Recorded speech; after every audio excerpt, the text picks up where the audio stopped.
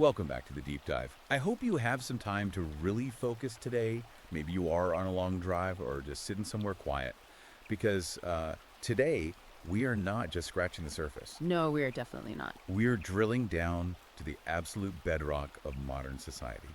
We are looking at a stack of research that is, frankly, well, it's explosive. It challenges basically everything you were taught in school, the things you see in media, and probably the things your parents told you about how life and relationships work. That is no exaggeration at all. The material we are covering today is high voltage. It is the kind of analysis that usually gets whispered in private channels because the mainstream algorithm and polite society, for that matter, absolutely hates it. Exactly. And because of that, I have a very specific job to do before we even dip a single toe into these waters. If you value this kind of unfiltered forensic analysis, if you want us to keep bringing you the topics that others are too scared to touch, you need to hit that like and subscribe button right now. Yeah, please do. Seriously, take a second. Do it right now. We need your support to keep the signal strong against the noise. We really do. The content we are unpacking today pushes back against a massive cultural tide, and we need every ally we can get to keep doing this. We do.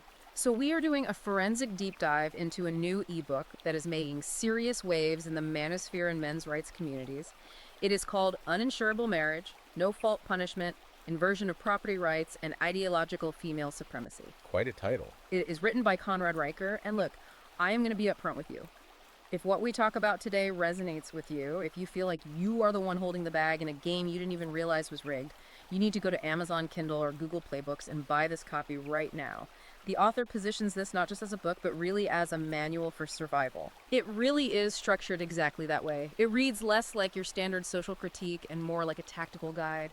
Or perhaps an actuary's report on a failing system. It is dense, it is rigorous, and for anyone who wants to stay updated on his daily intel, the source material urges you to follow the author at Conrad Riker P. That's all one word on Substack. Okay, let us unpack this. Yeah. Because when I first read the title, Uninsurable Marriage, okay, maybe this is about prenup law or family court logistics, but this is a forensic autopsy of the entire institution of marriage. He is not pulling any punches. No, he is not. Riker calls marriage an actuarial death sentence and a financial suicide pact. Yeah. That's a heavy hook. It is heavy, but you have to look at who he is writing for here. This is tailored for the red-pilled man, the men's rights activist, or really any man who is looking at the modern landscape of relationships and feeling like the math just does not add up. The central premise he lays out is that marriage, as it exists legally today in the Anglosphere, is a contract that no rational actor would sign if they actually read the fine print. Right. It is the idea that we have been sold a fairy tale, but the legal reality is actually a horror story. And the mission of our deep dive today is to really trace that argument objectively. We want to understand the history Riker lays out, specifically how he claims institutions were captured by feminists and Marxists, and then apply this cold, hard, actuarial logic to relationships. Exactly. Now, to be clear for everyone listening, we are diving into his arguments exactly as they are presented on the page. We're not here to endorse this ideological framework or take sides, but to forensically examine what he is claiming. We are moving from the emotional sphere to the actuarial sphere to understand his perspective. Yes, impartial reporting of the text. We're going to look at his risk assessment, the economics of what he calls the tax donkey, and finally his blueprint for a digital exodus and the sovereign individual. It is a massive amount of ground to cover, so we should probably start with the contract itself. Let us do it. Section 1 of his work is titled The Actuarial Guillotine. I love that title because it sounds so brutally final. It does. Riker compares marriage to a business deal, but a uniquely terrible one. He calls it the iron contract. So what is the bait and switch he is talking about here? Well, think about literally any other contract you sign in your life. A mortgage, a car lease, a business merger. The terms are laid out, they're fixed, and both parties are legally bound by them. If you lease a car, the dealership cannot just show up 3 months later and say, actually, the price has tripled and we are taking the tires back, but you still have to pay the monthly lease. But it would be highly illegal. It would be blatant fraud. Exactly.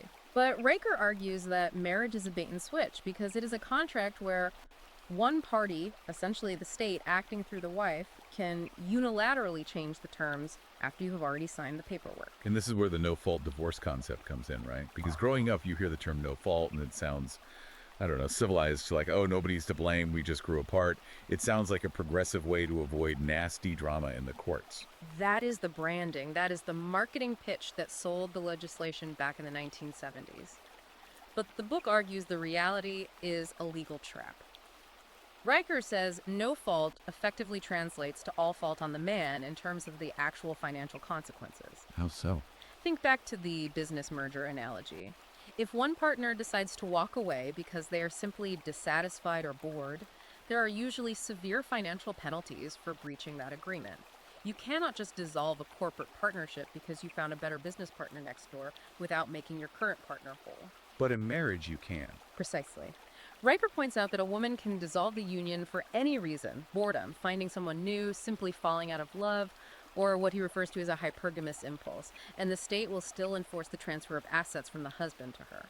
The person breaking the contract is rewarded, and the person trying to uphold the contract is penalized. It is a breach of contract where the breacher gets the payout. He uses this concept of net present value, or NPV, to illustrate this.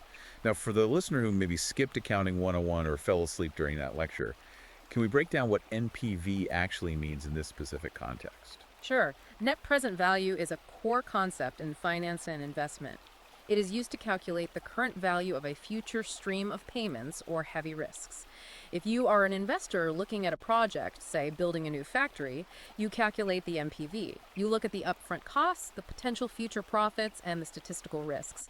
If the number is positive, you make money. If it is negative, you lose money. Makes sense. Riker says if you ran a net present value calculation on a modern marriage license in a no-fault jurisdiction, the number would flash bright red. Just because of the liabilities involved. Yes.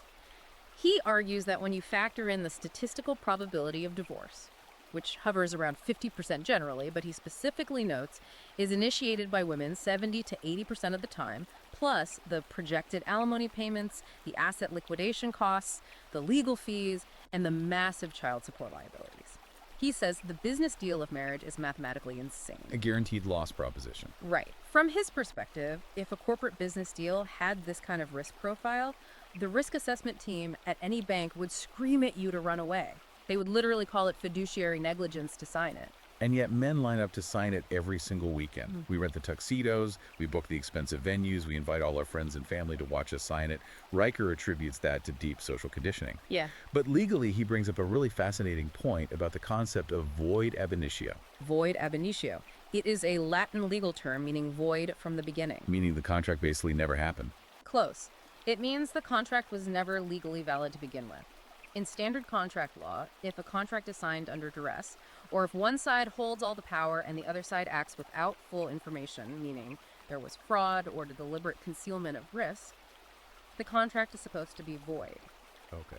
Riker argues that because men are not told the true statistical risks of divorce up front, what he calls the actuarial death sentence, and because the state creates a situation where the terms can be fundamentally altered against the man's will by the legislature at any given time, the marriage contract should technically be considered void ab initio. So his claim is that it is a fundamentally fraudulent contract. Yes.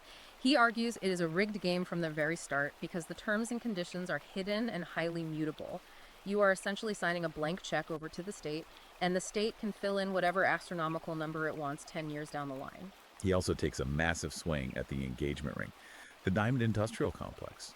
I've always thought diamonds were a bit of a scam, with the De Beers marketing history, but he frames it specifically as a reverse dowry. He views it as a barrier to entry.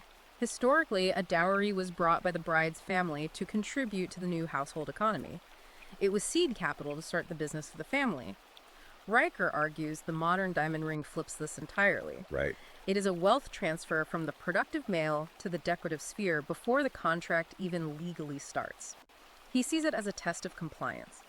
By spending 3 months of your salary on a rock that is virtually zero resale value, you are signaling your willingness to participate in a system that extracts your resources. You are paying a premium just to enter a contract that immediately puts you at a legal disadvantage. Extracts resources. Yes. That is a recurring theme throughout this entire book. He talks about the captain and crew analogy. This one really stuck with me because it feels so nautical, but it makes total structural sense. If you're the captain of a ship, you're ultimately responsible if it sinks right. Correct. Maritime law, and historically family law, understood that authority and responsibility must always be linked. If the captain is liable for the ship's survival, he must have the unquestioned authority to command the crew. You simply cannot have responsibility without authority. That is a guaranteed recipe for disaster. It is a basic management principle, too. You Correct. cannot hold a middle manager responsible for a team's output if he is not actually allowed to tell the team what to do or fire anybody. Exactly. Riker argues that modern marriage has severed this link entirely. The husband is still expected to be the captain in terms of pure responsibility. He is expected to provide, to protect, to essentially go down with the ship financially. If the family goes broke, society views it as his failure. If there is an intruder in the house at 2 a.m., he has to go face it. But he has zero authority over the crew. None. Riker says the crew, meaning the wife in this analogy, can mutiny, scuttle the hull, demand the captain walk the plank, and then use the power of the state to demand the captain keep paying her a salary while he actively drowns in the ocean. That is a dark image. He calls it a structural failure of epic proportions. It violates the basic laws of human governance. If the crew decides to stop working or actively sabotages the mission, the captain should theoretically be able to dissolve the contract without penalty. But currently, the captain pays for the crew's mutiny. It is a bleak perspective. But Riker claims this is not an accident at all. This is not just some well-intentioned legal oversight that got out of hand. This brings us directly to Section 2, the capture of institutions. He calls it the institutional rot, and he traces this back to a major historical shift from class war to sex war. How exactly does he claim we got from workers of the world unite to men are toxic? This is Riker's detailed analysis of the Marxist pivot. It is a very specific historical argument. He posits that traditional economic Marxism completely failed in the West. Why? Because the working class, primarily the white male proletariat at the time, actually had it pretty good. They did not want to violently revolt against the bourgeoisie. They wanted to become the bourgeoisie. They wanted to buy Ford pickups and houses in the suburbs. They wanted the classic American dream. Essentially, yes. They were far too prosperous to be radicalized. So the cultural Marxists, the academics and social theorists in the mid-20th century, specifically the Frankfurt School types, realized the working class would never be their revolutionary army. They needed a brand new oppressed class to destabilize the capitalist system. They could not use class anymore, so they pivoted directly to identity. And specifically, they pivoted to sex. So instead of the bourgeoisie versus the proletariat, the grand struggle became man versus woman. Precisely. Riker describes this as the long march through the institutions. He argues this new ideology systematically conquered education, law, medicine, and specifically corporate human resources. The revolutionary goals shifted from economic socialism to cultural socialism. And the key ideological weapon here, according to the book, is the subtle distinction between justice and equity. I hear those two terms used interchangeably basically every day. Major companies all have DEI departments now, diversity, equity, and inclusion. But Riker says they are actually opposites. He does say that.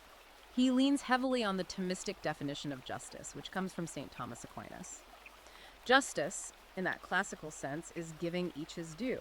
It is strictly meritocratic. If you work hard, take personal risks, and build a house with your own hands, that house is yours. That is justice. If you are lazy, take no risks, and build absolutely nothing, you have nothing. That is also justice. Okay, so that is the historical baseline. What is equity in his view? Equity, in the modern corporate and state sense that Riker is critiquing, is about enforced equality of outcome. It looks at the man with the house and the man without the house, and regardless of their choices, it says this discrepancy is unfair. So it takes half the house from the builder and hands it to the non-builder. Which he defines as theft. He calls equity theft wrapped in a velvet robe. He views it as a total moral inversion. You actively punish the typically the men who build and earn, to subsidize the non-productive. And this feeds directly into his livestock analogy. It is a highly provocative claim, but he says men are viewed by the modern state essentially as tax cattle. He uses the specific term tax donkeys. Right. Tax donkeys. That was the phrase that really made me stop and just stare at the page for a minute. It is profoundly dehumanizing, but he uses it very intentionally to make a point about sheer utility. It is visceral on purpose. The tax donkey is the beast of burden. The state desperately relies on the tax donkey to physically pull the cart forward. And that cart is weighed down with social programs, welfare, public sector salaries, and the entire divorce industry. If the donkey ever stops pulling, the whole system collapses overnight. So the system has to keep him pulling. Yes. The system is intricately designed to keep the donkey locked in the harness. It uses public shaming, constant legal threats, and immense social pressure to ensure the donkey keeps his head down and keeps working. And this is why he argues the sunk cost fallacy is so dangerous for men right now. I know a lot of guys who think, well, if we just organize and vote for the right conservative politicians, or if we just lobby to reform the family courts, we could eventually fix this mess. Rager says, nope, do not even bother. He says that is a complete waste of your finite time and energy. He argues the system is not broken at all. It is functioning exactly as it was designed to function. It is designed from the ground up to extract resources from men to fund the state and its various dependents. Trying to reform it, in his view, is like trying to convince a career butcher to suddenly become a vegan activist. It goes entirely against his core interests. The sunk cost fallacy just keeps men emotionally and financially invested in a system that fundamentally hates them, just hoping it will magically get better one day. Riker's advice: stop voting harder. Start checking out completely. Well, let's look at the actual math behind that extraction, because Section 3 focuses heavily on the economic reality. Riker claims there is a massive hidden imbalance in who actually pays to keep civilization running. This is what he calls the fiscal autopsy. Riker cites demographic data claiming that men are the only true net lifetime taxpayers in society. Wait, the only ones? According to his analysis, yes. When you rigorously account for all the taxes paid into the system versus all the government services consumed over a lifetime welfare, heavily subsidized healthcare, Social Security, public sector job creation, men put significantly more money in than they take out. Women, as a broad demographic group, are net consumers of those tax dollars. So his argument is that the modern state is essentially just a giant automated mechanism for transferring wealth from men to women. That is his explicit central argument. He views the state as a surrogate husband.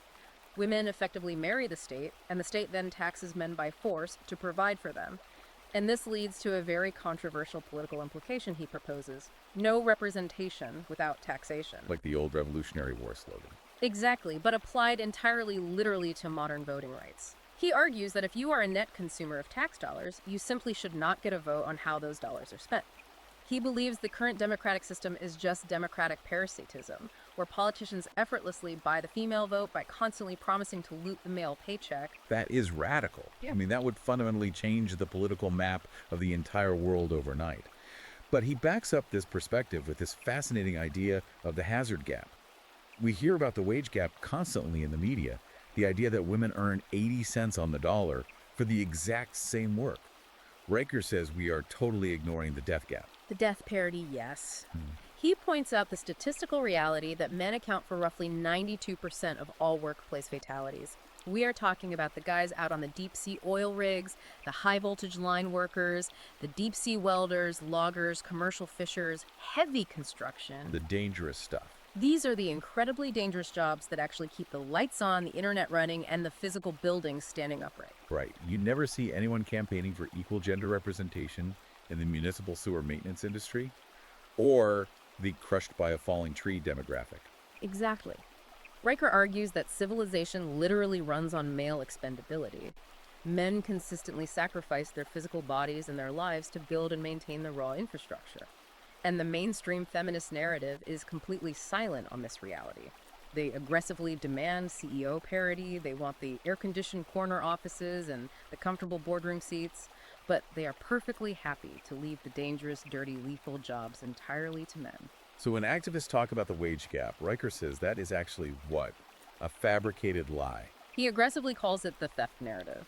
His assertion is that when you actually control for hours worked, physical danger, career choice, and willingness to travel or relocate, the wage gap completely evaporates. It does not exist. Because men are choosing different parameters. Right. Men earn more in aggregate because they simply work more hours, and they willingly work in much more dangerous or unpleasant conditions. He uses a great example of a male surgeon who grinds out 80 hours a week under life or death stress versus a female part-time librarian who works in a very safe, low-stress environment. To forcefully use the state apparatus to make the surgeon subsidize the librarian's lifestyle is not equity in his eyes. It is state-sanctioned theft. It is essentially penalizing the guy for taking on the stress and the immense risk.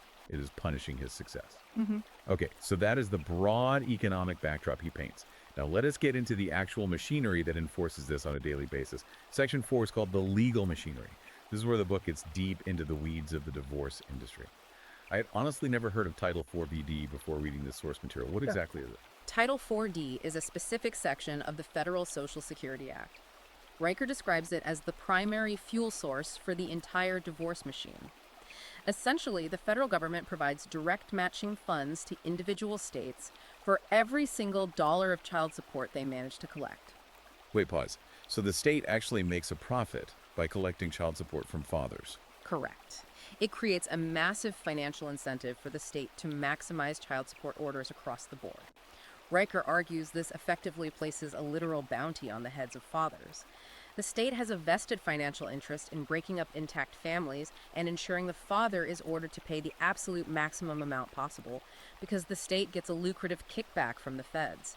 It turns the human father into nothing more than a revenue stream for the state bureaucracy. But that puts the family court judge in a massive conflict of interest, doesn't it?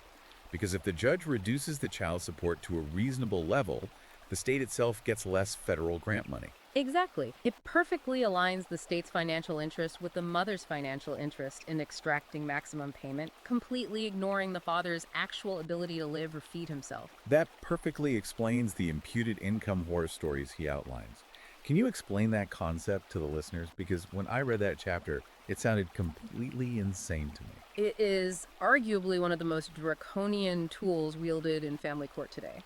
Let us say a man loses his job due to a recession, or his entire industry collapses, or maybe he just burns out. Say he has been working 80 hours a week for a decade, he's having heart palpitations, his blood pressure is through the roof, so he decides to take a lower stress job that pays $50,000 a year instead of his old salary of $150,000. Which is a completely reasonable life choice for human health. In the real world, yes. In family court, absolutely not. The judge can look at this man and say, well, you could theoretically be earning $150,000 because you have the advanced degree in the work history. You are voluntarily underemployed. So the judge formally imputes that higher income to him. I mean, what? He officially orders the man to pay his monthly child support based on the $150,000 salary that he does not currently have, rather than the $50,000 salary he actually earns. So he is paying child support on phantom money that does not exist. Yes. And since he obviously cannot pay it, he quickly falls into massive arrears. Then the state suspends his driver's license. Then his professional licenses are suspended, so he cannot even work if he wanted to. And finally, he gets thrown in the county jail. It is modern debtor's prison. Riker calls this literal indentured servitude. It legally forces the man to keep working at absolute maximum capacity at a job he might deeply hate or that is killing him just to stay out of a cage. It effectively removes his basic human agency to choose his own life path. Given that catastrophic level of risk, Riker proposes something he calls a sexual credit report. This is part of his due diligence as heresy chapter.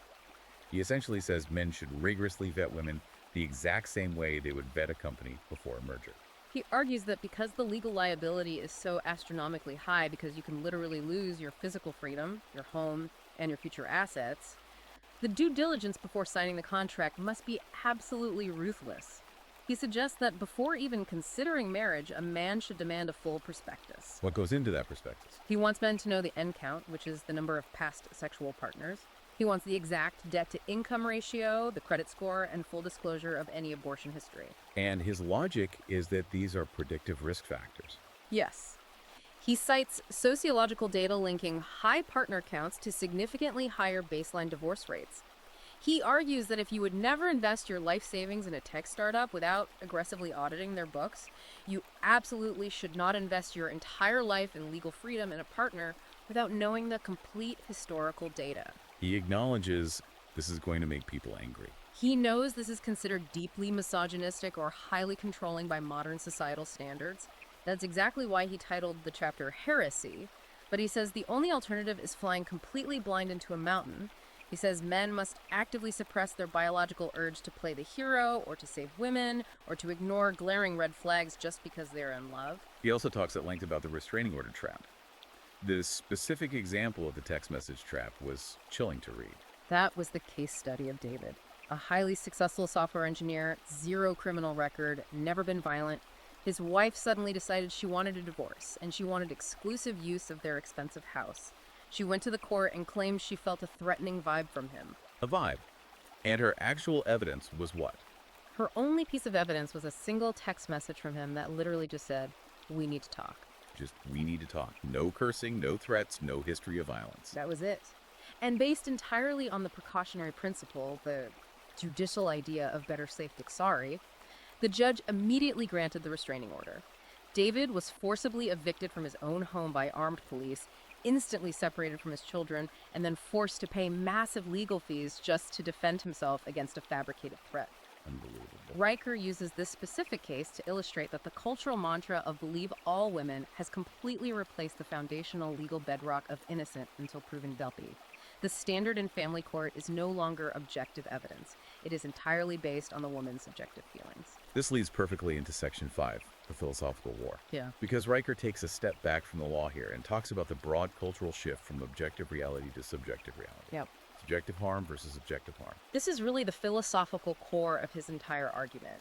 It is what he frames as logos versus solipsism. Let us break that down. Sure. Objective harm is physical and measurable. Broken bones, actual theft of physical property, verifiable breach of contract. Subjective harm is entirely internal and unprovable. It is claims like, "You made me feel bad," or "I feel unsafe," even though you have not actually done anything threatening. Riker argues the modern courts have completely abandoned objective harm and shifted almost entirely to adjudicating subjective harm. And he ties this shift directly to solipsism. Define how he uses that term in this context. Solipsism, in a strict philosophical sense, is the idea that only one's own mind is sure to exist. But Riker repurposes it to describe what he calls the matriarchy's total inability to view reality outside of their own immediate emotional experience. From this worldview, if a woman feels oppressed, then she objectively is oppressed, regardless of what the actual facts or statistics say. If she feels unsafe, you are legally a threat, even if you are just sitting quietly on the couch reading a book. It is the ultimate expression of feelings over facts. Exactly. Riker explicitly calls this the anti-logos. Logos represents logic, reason, order, mathematics, the word. It is the foundational masculine principle that literally built Western civilization. Riker uses this great gravity metaphor. He says physics does not care at all about your gender studies degree. Right. Gravity's undefeated. If you step off a 10th story ledge, gravity is going to pull you down. If an engineering team ignores the harsh physical realities of bridge construction because those mathematical constraints feel oppressive to them, the bridge is going to collapse and people will die. And his warning is that society is doing exactly that right now on a macro scale. We are actively ignoring the structural engineering realities of a functioning society, meaning the vital need for male productivity, the need for objective truth and law, in favor of protecting people's feelings. And he predicts a catastrophic collapse because of it. He does. He stakes plainly that a society that rejects logos for solipsism will eventually face a massive reality corrective. The power grids will eventually fail. The supply chains will break down. You cannot run a complex, high-tech civilization on mere vibes and empathy. You desperately need cold competence. You need logos. Also in this philosophical section, he takes time to diagnose the nice guy. And spoiler alert, it is not a compliment. I think a lot of guys listening probably identify as nice guys, thinking that is the morally correct way to act in relationships. Riker says, actually, if you are a nice guy, you are being highly manipulative. He does not hold back here. He calls the nice guy a weak sociopath who is constantly attempting to enforce a covert contract. The nice guy operates on this hidden premise. If I do all the dishes, and I patiently listen to all her complaints, and I act as a perfect, non-threatening orbiter, she will eventually pay me out with sex and lifelong loyalty. But he never actually states this contract out loud. It is entirely in his head. So when she inevitably does not pay up because she does not know about this contract or does not respect him, he gets incredibly resentful. Right. Riker says this behavioral loop is pathetic and weak. It is attempting to trade submissive compliance for genuine affection, which biologically does not work. He heavily contrasts this nice guy archetype with what he calls the reality anchor. The reality anchor. Yes. He says a man's ultimate duty is not to be nice and compliant. His duty is to stand incredibly firm against chaos. He actually quotes the philosopher Arthur Schopenhauer here. And a quick warning to listeners, this is 19th century German philosophy that is incredibly harsh and completely offensive by any modern standard. Yeah, let us be very clear here. Schopenhauer was not exactly a progressive feminist ally. Definitely not. Schopenhauer broadly viewed women as inherently childish, frivolous, and dangerously short-sighted. Riker adapts this heavily criticized worldview to argue that the good father is so often destroyed in modern family court, specifically because his long-term vision His focus on strict discipline, financial savings, and stoicism directly conflicts with the mother's short-term emotional desires. So the court always sides with the emotional, immediate gratification. Yes. By siding with the subjective feelings, the court effectively removes the crucial reality anchor from the family unit. Riker's blunt advice is that men need to immediately stop trying to be nice guys and start aggressively being reality anchors, even if it guarantees they will be disliked or villainized. Okay, so to recap where we are at, we have the legal trap of the iron contract, the massive economic drain of the tax donkey system, the legal nightmare of family court bounties, and the cultural rot of solipsism. It sounds incredibly hopeless, but Section 6 is titled The Way Out. Riker does not just complain, he actually offers a concrete blueprint. What exactly is the agency ultimatum? The agency ultimatum is quite simple. Stop trying to save a system that wants you dead. Riker literally says, let the dead bury the dead. He tells men, do not be a foolish conservative desperately trying to conserve a burning building. Just walk away from the fire. He advocates for the ultimate power, which is the agency of refusal. And this is where the concept of MGTOW comes into play. Men going their own way. I have seen this acronym pop up online in various forms. Riker describes them in the book as ascetic warrior monks. He elevates the concepts significantly. He does not see them as just bitter guys hiding in basements. He sees them as the vital modern equivalent of the Christian monks during the Dark Ages, who painstakingly copied and preserved a classical knowledge while the Roman Empire burned around them. That is powerful framing. He argues these men are quietly preserving civilization's hard drive, meaning logic, stoicism, and independent productivity, by flatly refusing to participate in the corrupt, rigged marriage market. It is a targeted strike, it is a sex strike, and a marriage strike combined. And a financial strike, too, because he talks about the sovereign individual. This directly connects to cryptocurrency and digital finance. This is the highly practical side of his blueprint. He asks, how do you legally protect your hard-earned assets from the sprawling divorce industry? Riker points aggressively toward crypto and Bitcoin. His foundational argument here is that code is law. Meaning math cannot be biased by a judge. Exactly. A family court judge can easily freeze your traditional Bank of America account with a stroke of a pen. A judge can effortlessly garnish your corporate W-2 wages. But a judge absolutely cannot freeze a cryptographic private key if he does not possess the physical passphrase. It is mathematically impossible. So eats the digital exodus, quietly moving your wealth into a digital realm where the rapacious state simply cannot reach it. Right. And paired with that, he strongly suggests moving toward gig work and parallel economies. He tells men, do not be a standard W-2 corporate employee who is easily tracked, easily taxed, and easily garnished. Be an independent contractor. Be highly mobile. Flatly refuse to provide the financial liquidity for a system that actively hates you. Starve the beast by simply not feeding it your surplus labor. He also talks about the necessity of building brand new parallel institutions from the ground up. Yeah. He mentions the Manosphere Academy. What is his vision there? It is essentially a return to the classical trivium: grammar, logic, and rhetoric. The classical education model that used to be standard for all educated men. Riker argues that modern men desperately need to relearn how to critically think, how to construct a bulletproof argument, and most importantly, how to instantly spot logical fallacies so they can no longer be manipulated by societal shaming tactics. Because right now they just get called a bad name and they fold. Exactly. He says men have been deliberately educated by the state to be obedient employees and subservient taxpayers, not independent sovereigns. And he also proposes fraternal orders of merit. He wants to essentially reimagine Freemasonry for the 21st century. He calls them lodges of logic. He envisions these highly exclusive, private, male-only physical spaces where competent men can network, support each other financially, and build real economic power completely free from female or state interference. He calls this ultimate vision the New Jerusalem, a hypothetical society built exclusively by men, for men, based entirely on strict merit. And the absolute most controversial part of that New Jerusalem vision, linking voting rights directly to tax contributions. Yes, he calls it the suffrage of solvency. He argues that in this proposed New Jerusalem, you only get the privilege to vote if you are a verified net tax contributor. It is brutal arithmetic. If you feed the system with your labor, you get to drive the bus.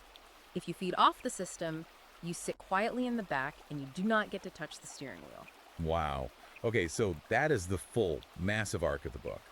from the hidden trap of the initial marriage license all the way to the absolute exit strategy of becoming a sovereign individual. It is a totally comprehensive, systematic dismantling of the entire modern status quo. It really, really is. And look, whether you were listening to this and you agree with every single point Riker makes, or you think he is way out of bounds on some of it, you simply cannot deny the sheer force of the argument he has constructed here. He connects historical and legal dots that most mainstream commentators are utterly terrified to even look at. And that is exactly the value of doing a deep dive like this. It forcefully makes you confront the actual underlying mechanics of the society you live in, rather than just accepting the polite fictions. Absolutely. So let us wrap this up with a final thought to mull over. Riker says in the book, the house always wins until you simply refuse to play. That is the ultimate takeaway here. True power is the absolute refusal to be a victim. And, looking at history, there is actually a fascinating precedent for this kind of strike. Oh, really? Yeah, in ancient Rome, it was called the Secessio Plebis. When the common working men, the plebeians, realized the patrician ruling class was just using them as cannon fodder and tax donkeys, they didn't riot. They literally just walked out of the city and sat on a hill. They completely stopped working, stopped fighting, and the entire Roman economy ground to an absolute halt until the elites were forced to grant them real legal protections. That is a perfect historical parallel to Riker's concept of MGTOW and the digital exodus. It is the ultimate flex of leverage, withdrawing your participation entirely. And that refusal, that leverage, it all starts with cold, hard knowledge. It starts with actually reading and understanding the contract before you ever pick up the pen to sign it. Exactly. Listeners, if you are hearing this, you are the reinforcements in this ongoing intellectual war. If you want the full manual, the complex charts, the unredacted data, the highly specific legal breakdowns we just couldn't fit into this hour, you need to buy Uninsurable Marriage by Conrad Riker. Check it out right now on Amazon Kindle or Google Playbooks. Honestly, it pays for itself 1,000 times over if it saves you from even one single day sitting in a divorce court. I highly recommend reading the source text directly. And do not forget to subscribe to his Substack at Conrad Riker for his daily analysis and the ongoing discussion around these ideas. That is going to do it for us today. Please remember to like, subscribe, and leave a 5-star review on whatever platform you are using to help us disrupt the algorithm. Your engagement is what helps other men find the exit doors from the Matrix. Stay sharp out there, and we will see you on the next deep dive.